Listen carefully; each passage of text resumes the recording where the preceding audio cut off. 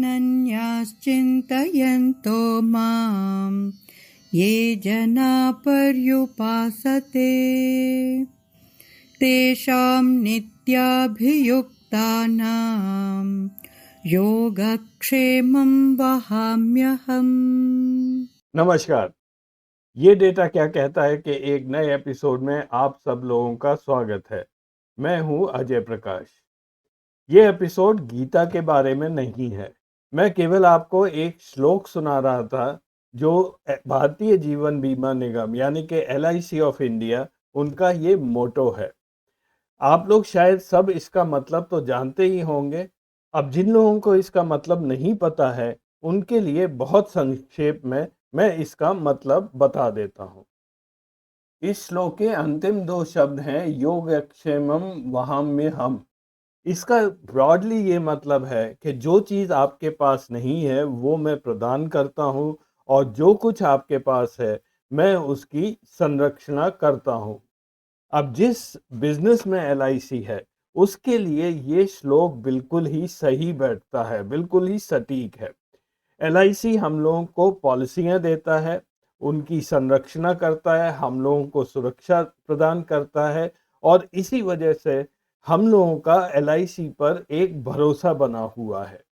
आम जनता यही मानती है कि अगर पॉलिसी ले ली तो अगर कुछ हो गया तो उनके परिवार वालों को एक सुरक्षा मिलती रहेगी, और नहीं भी हुआ तो उनके बुढ़ापे में ये सारे पैसे काम आएंगे।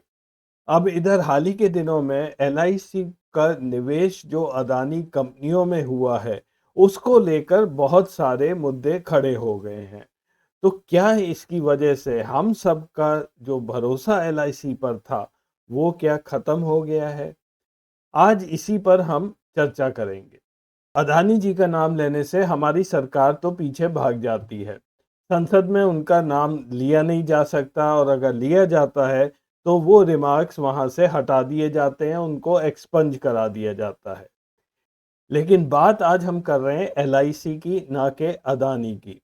और जब LIC घाटे में जाता है, जिसमें हम सब लोगों का पैसा निवेश किया है, तो ये नाम तो लेना ही पड़ेगा, और आपको भी लेना चाहिए। तो चलिए देखते हैं एपिसोड में इस बारे में कुछ डिटेल्स। लाइफ इंश्योरेंस कॉरपोरेशन की स्थापना 1 सितंबर 1956 को हुई थी, जब हमारी संसद ने life insurance of India act पास किया था। उस समय देश में लगभग 243 इंश्योरेंस कंपनियां थी, जिन सबको मिलाकर नेशनलाइज कर दिया गया था। भारत सरकार की तरफ से 5 करोड़ रुपए की इक्विटी दी गई थी, जिसमें उनको 100% शेयर्स मिले थे। और जब हाल ही में पिछले साल मई 2022 में 3.5% इस कंपनी का निवेश हुआ था, जो एक IPO के द्वारा। क्योंकि LIC एक एक्ट ऑफ पार्लियामेंट से बनी थी, ये कंपनीज एक्ट ऑफ इंडिया के अंदर नहीं आती है।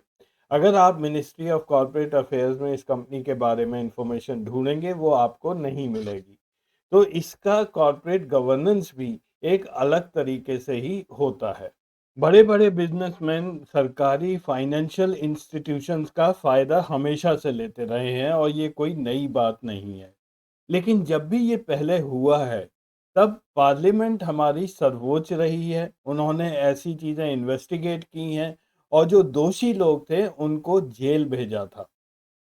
मैं एक किताब का यहाँ पर रेफरेंस दे रहा हूँ, Feroze Gandhi a political biography written by Shashi Bhushan जी।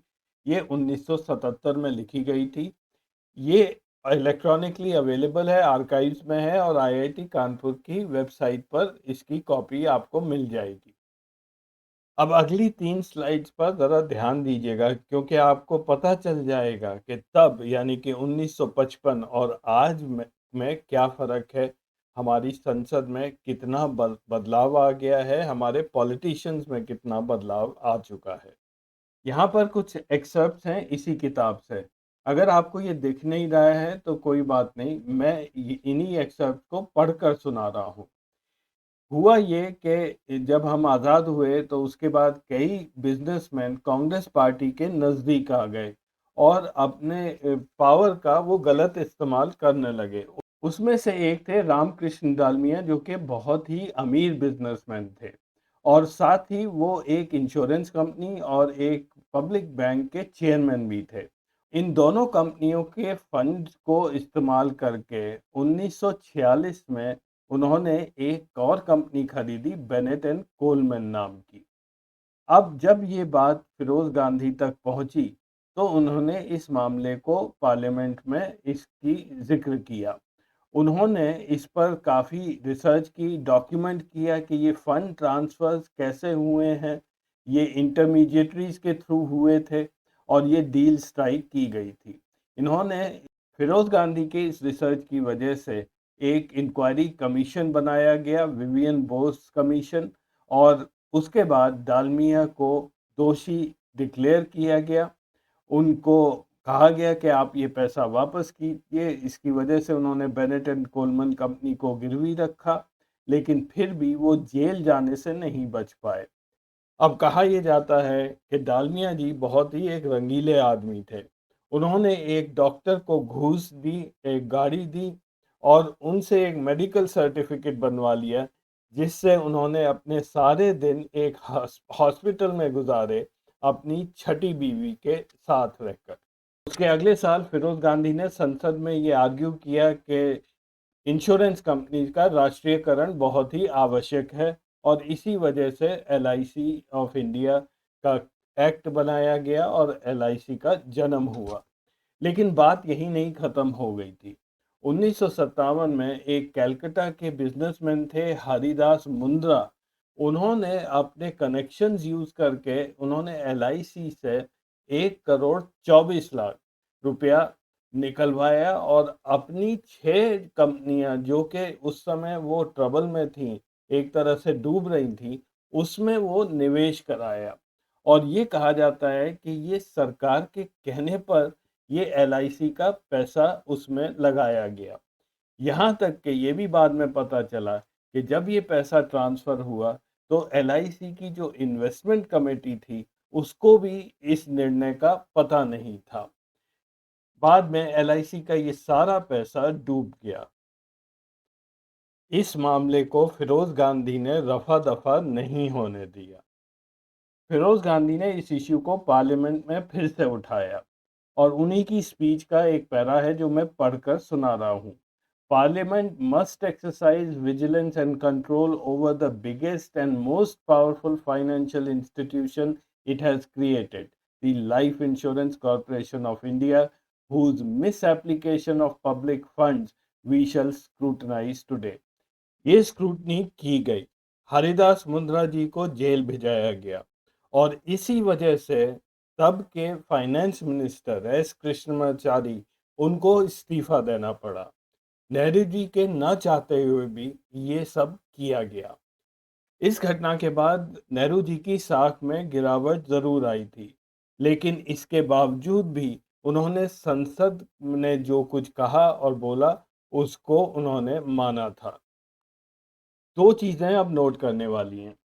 पहली तो ये कि अगर फिरोज गांधी इसको पुश नहीं करते तो शायद आज एलआईसी 44 लाख करोड़ के एसेट्स पर नहीं बैठा होता, ना ही इतने सारे भारतीयों का उस पर भरोसा बना होता। और दूसरी चीज ये है, तब और आज की सिचुएशन को आप कंपेयर कर लीजिए। आज जब लगभग वैसा ही एक इंसिडेंट हो रहा है, तब अदानी जी का नाम भी संसद में लेने की मना हो चुकी है। अब मैं आपको जल्दी से कुछ डेटा दिखा देता हूं जिससे आपको भी समझ आ जाएगी कि आज एलआईसी की क्या स्थिति है। ये लंबी लिस्ट है एलआईसी के बोर्ड ऑफ डायरेक्टर्स की, जिसमें 15 सदस्य हैं।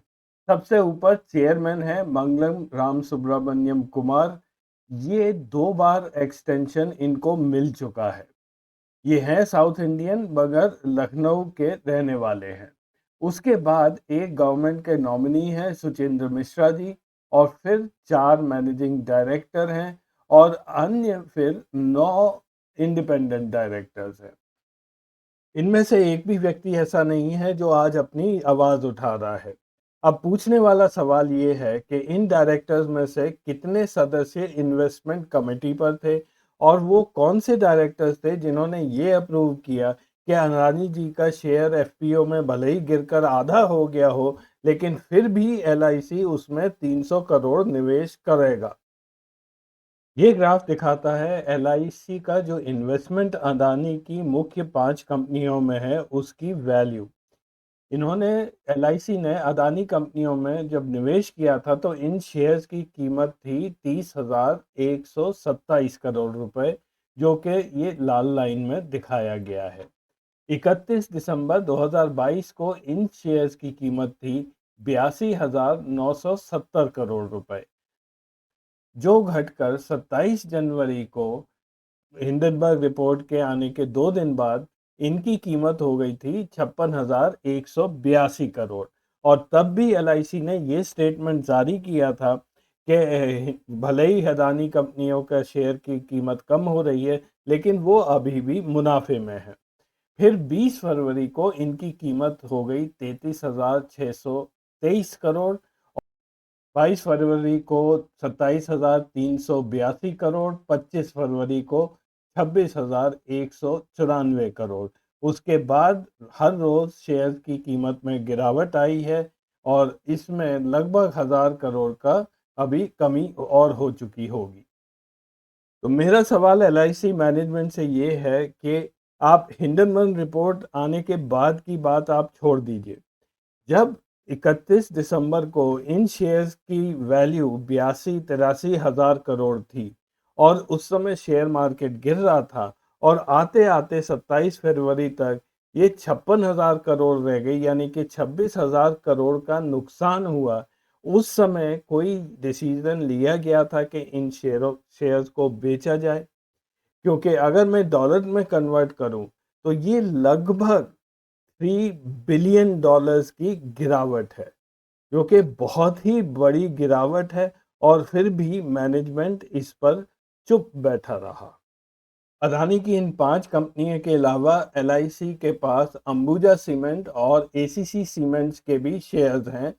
अंबुजा और एसीसी सीमेंट्स अडानी ग्रुप ने सितंबर 2022 में स्विट्जरलैंड के होलसिम ग्रुप से ये कंपनियां खरीदी थी। हालांकि एलआईसी ने अंबुजा सीमेंट्स के शेयर जनवरी 2020 और अक्टूबर 2021 के बीच में खरीदे थे और उनकी प्राइस अलग अलग थी। मैंने एवरेज लगभग 300 रुपये प्रति शेयर का लिया है। तो इस हिसाब से अंबुजा सीमेंट के शेयर्स की परचेज प्राइस 3,767 करोड़ रुपए थी, ये लाल लाइन पर दिखा रहा है। और उन शेयर्स की कीमत 12 दिसंबर को 7,347 करोड़ थी, फिर ये 20 जनवरी को 6,502 करोड़ हुई और फिर ये गिरकर 25 फरवरी को 4,326 करोड़ के आसपास आ गई है, जो परचेज प्राइस से थोड़ा ही ऊपर है। और इसी तरह एसीसी होल्डिंग की भी एलआईसी में ये वैल्यू में गिरावट आती जा रही है। इसमें मेरे पास परचेज प्राइस नहीं है, इसलिए मैं कंपेयर नहीं कर सकता हूं। तो वही सवाल एसीसी और अंबुजा सीमेंट कंपनियों के लिए भी है कि जब आपको एक भारी मुनाफा हो रहा था तो इन शेयर्स को क्यों नहीं बेचा गया। अब एलआईसी की तरफ से जो कुछ कहा जा रहा है वो भी थोड़ा सा समझ लीजिए। एलआईसी ने कहा है कि अडानी ग्रुप में उनका केवल 0.9% ही इन्वेस्टमेंट है, अगर उसको कंपेयर करें उनके टोटल एसेट से जो 41 लाख करोड़ के ऊपर है। तो पहली चीज कि इन्वेस्टमेंट और एसेट्स अंडर मैनेजमेंट ये दो अलग चीज होती हैं।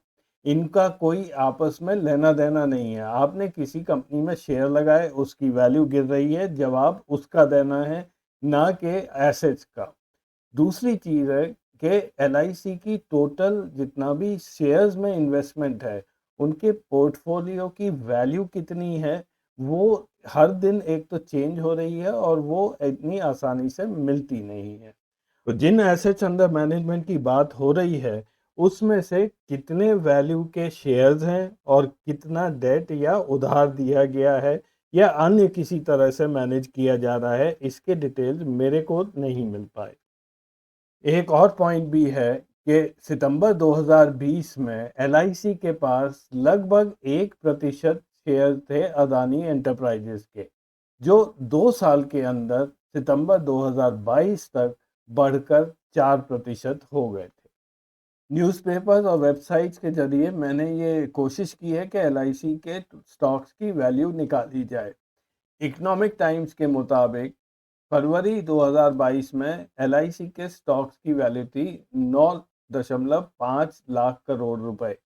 और फिर मैंने ये मेरे अजम्पशंस हैं कि आज लगभग इनकी कीमत 6 लाख करोड़ के आसपास होगी। तो उस हिसाब से अदानी में इन्वेस्टमेंट एलआईसी का लगभग 5% है उनके टोटल स्टॉक होल्डिंग का।